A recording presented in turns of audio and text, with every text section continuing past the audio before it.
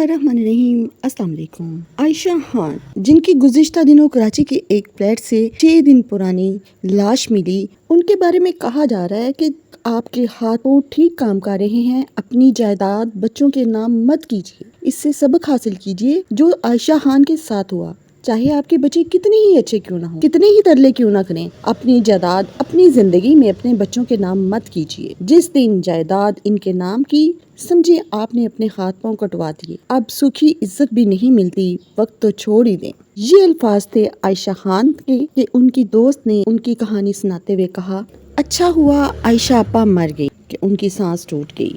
है ना अजीब बात, भला किसके मरने से कोई इस तरह कहता है, लेकिन आयशा आपा को तो मरे हुए कई बरस गुजर गए थे। बस हुआ ये कि इनकी डेड बॉडी कल मिली है एक फ्लैट में जहां वो कई बरसों से भूत बनकर रह रही थी। लेकिन ये हैरत की बात नहीं, इनका एक बेटा अपनी बीवी और 2 बच्चों के साथ कराची डिफेंस खियाबान बहरिया में 4 कनाल के वसी महल नुमा घर में रहता है और जहां वो खुशो-खुर्रम अपने बच्चों के साथ जिंदगी गुजार रहा है। दूसरा बेटा इस्लामाबाद में, जिसका चक शहजाद में 8 कनाल का फार्म हाउस है और बहरिया में लग्जरी कोठी और कराची में करोड़ों रुपए की मालियत की प्रॉपर्टी। माँ का ये हाल। आयशा खान हमेशा से ऐसी नहीं थी। यही कोई 10-15 साल पहले न जाने उनको क्या सूझी कि उन्होंने अपने घर में सारे बच्चों को बुलाया।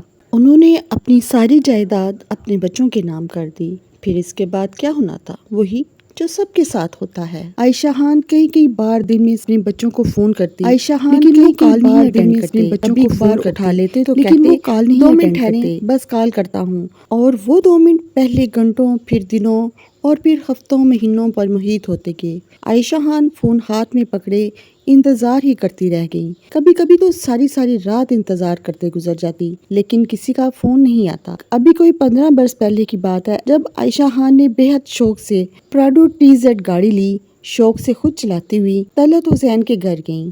केक और मिठाई भी साथ लेके गईं। फिर वो होती और कराची की सड़कें अपने गरीब हल्का अहबाब और रिश्तेदारों को कभी नहीं भूलती। चंद बरस पहले उन्होंने अपनी जायदाद अपने बच्चों में तकसीम करने का फैसला किया। उन्होंने अपनी डायरी में दिनों की तकसीम यानी कि बाकायदा शेड्यूल बना रखा था। रोजाना किसी न किसी गरीब और नादर घर जाना, इनके लिए राशन, नकदी, बच्चों की स्कूलों की फीस और न जाने कितनी ही खानदानों के बाकायदा वजीफे लगे हुए थे। उन्होंने न जाने कितने बच्चों की फीसें लगाई हुई थी, कितने गरीब घरों के बाकायदा वजीफे लगे हुए थे। अपनी जायदाद बच्चों के नाम कर दी इसके बाद। इसलिए मैं ये कह रही हूँ, अच्छा हुआ सांस की डोरी टूट गई, क्योंकि वो जिस तरह सारी रात अपने फ्लैट के बाहर बेचैनी से टहलती रहती, बुड़बुड़ाती रहती, थक कर चूर होकर नीचे बैठ जाती, फिर इनसे उठा नहीं जाता था। अब तो वो बकायदा चीखे मार मार कर रोने लग जाती। जब उन्हें अपनी इस हालत का खुद एहसास होता, एकदम से चुप हो जाती। पड़ोसी बेचारे इनके करीब आते तो ये उन्हें जोर जोर से डांटना शुरू कर देती। लेकिन गुज़िश्ता काफी दिनों से वो इस एहसास से भी आरी हो चुकी थी। कुछ हफ्तों बाद उन्होंने रात को अपने फ्लैट के बाहर आना भी छोड़ दिया था। कभी कभार चंद मिनटों के लिए वो दिखाई देती थी, लेकिन फिर उनका पाँव फ्रैक्चर हो गया और फिर वो खामोश। इसके बाद जब खामोशी खासी तवील हो गई और फिर जब फ्लैट से अजीब सी बदबू आने लगी तो पड़ोसियों ने पुलिस को फोन किया। इसके बाद तन्हाई ने आयशा आपा को मार दिया। सबक सीखना चाहिए, जब तक आपके हाथ पांव ठीक काम कर रहे हैं, जायदाद बच्चों के नाम ना कीजिए, चाहे वो कितने ही तरले कर लें। सूखी इज्जत भी नहीं मिलती, वक्त तो छोड़ ही दें।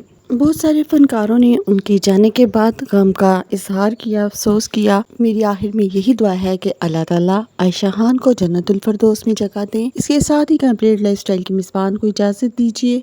अपना बहुत सा ख्याल रखिएगा, बहुत सारी दुआओं के साथ। अल्लाह हाफिज़।